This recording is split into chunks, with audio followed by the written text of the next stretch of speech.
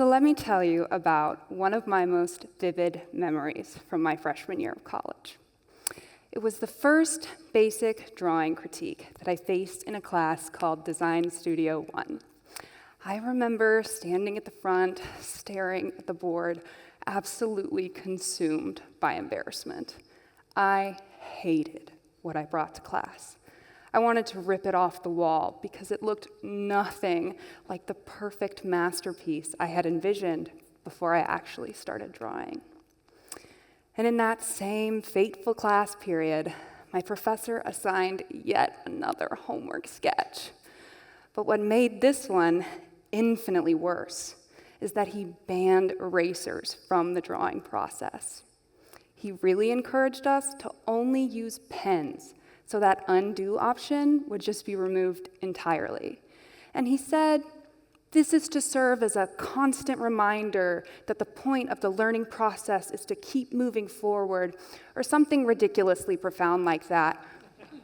But in the moment, it really just felt like he set my beginner self back. His utterly cruel and unusual punishment left me paralyzed. I'd hover a pen above a blank page and second-guess my next move before the first one was even made. And when I did make a move, it was inevitably the wrong one, every single time. But then, I came up with the most clever solution around this ban on erasers. At the first sign of a mistake, I'd crumple my paper up, I'd toss it in the garbage, and I'd start over on a blank sheet. It was utterly genius. And from the outside, I looked incredibly busy. I had sketches flying off my desk as I worked until dawn. But in reality, I didn't have a single drawing to show for the hours of supposed work that I so nobly sacrificed my weekend for. What I did have was a pile of garbage accumulating at my feet. And the best part of that is that each of those sketches that I had trashed had plenty of potential to be turned into something presentable. But my zero tolerance for any deviation from that masterpiece I originally envisioned stopped me short of giving any of them the chance. So, after about 3 days of this ridiculous performance, I had to resign to the unfortunate fact that I wasn't making any real progress. But one of the things you kind of have to learn to love about design school is that you're never given enough time to allow yourself to stay stuck. I had to have a drawing for that next critique. And that first round showed me that even with an eraser, I would not achieve my perfect masterpiece. So I had to change my goal to something that allowed me to be less than perfect. So instead of vying for that fleeting fantasy of finish, I'd work towards the more realistic checkpoint of done. And while this felt like the more disappointing version, it was the version that was actually turned in. It was imperfect, it was unskilled, and definitely more than a little bit cringy. But nevertheless, it was an honest attempt that was followed through with. And that provided a value that the fantasy of a finished drawing never could. That done drawing was real. And because it actually existed, it gave me a place to work from. It provided feedback. It informed my next attempt. And it gave me information instead of just leaving me frozen and staring at that blank page. When I could allow my work to be done, I could study it, I could redo it, or I could just burn it. So, when done started giving me real momentum, I began to question why I got so stuck in the first place. And I think that's because I was focusing all of my energy on what felt safe and controllable, the beginning of the process. That first round, I was using that eraser as a shield to hide from my lack of skill. And that second round, the knowledge that that crutch existed kept me too terrified to move. That eraser was an addiction that let me numb the pain of making a mistake. But it also stopped me from making any real progress.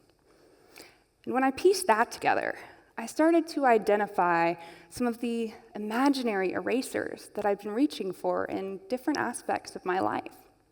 And maybe you have some of these imaginary erasers too.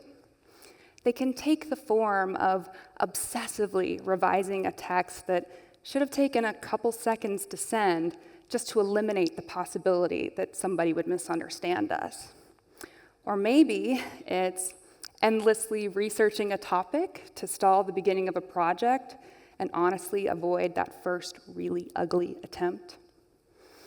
Or maybe it's more like holding on to a relationship for a little bit too long because we know that confronting that truth would make that painful ending unavoidable. And these are all versions of being stuck and reaching for that imaginary eraser, just like I was at the beginning of the drawing process. But here's the thing. These imaginary erasers aren't harmless. When we get stuck trying to undo or ignore what already exists, we leave things unfinished in our brains. And that has a real cost. In a study titled Consider It Done, researchers found that these unfinished loops don't just go dormant. They actively distract us from focusing on other things. And that's one of the reasons why being done matters. Because it's not just an ending, it's a way we can reclaim those parts of our minds that are taken up by the unresolved. But being done doesn't just come because we want closure. We have to decide what happens next. And those next steps need to be specific and actionable.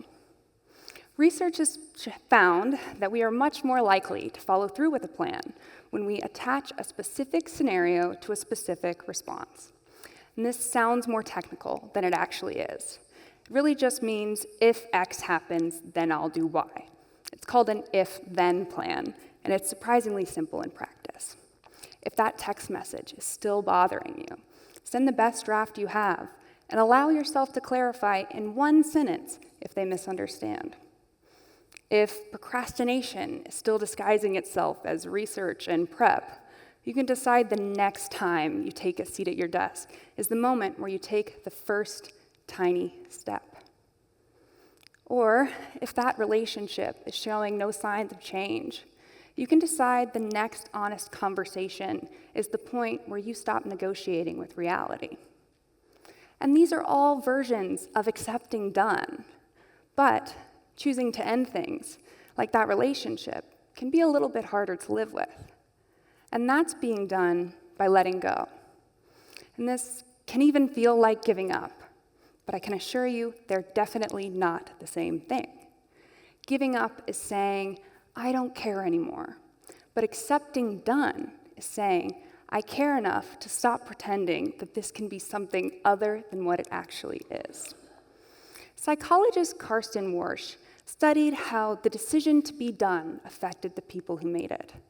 And he found that individuals who could let go of those unattainable goals and re-engage with new, more applicable ones reported a higher well-being than those who couldn't. And that sounds glaringly obvious when I say it out loud, right? But that is the essence of done in action. Because sometimes being done isn't finishing the old thing. It's allowing yourself to stop trying to make that old thing work. Some of the things that haunt us aren't waiting to be resolved. They're just waiting to be released.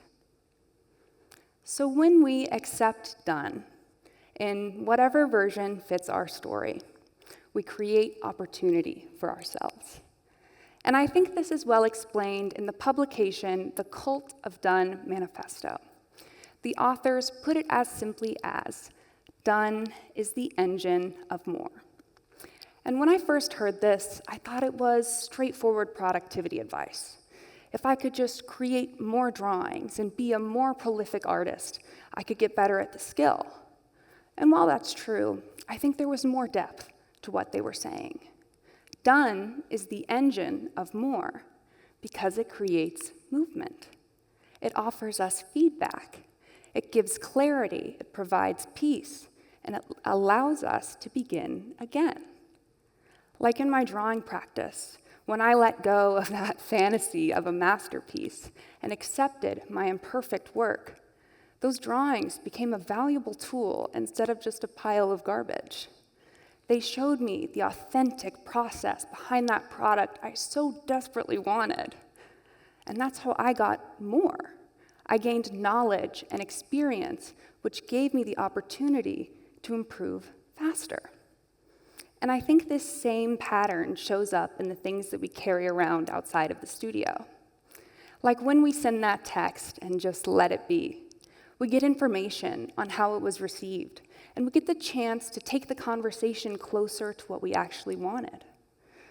And when we take that first stab at the project that's been open forever, we get actual contact with the subject, and we learn more about that topic than any amount of preemptive research could have ever taught us.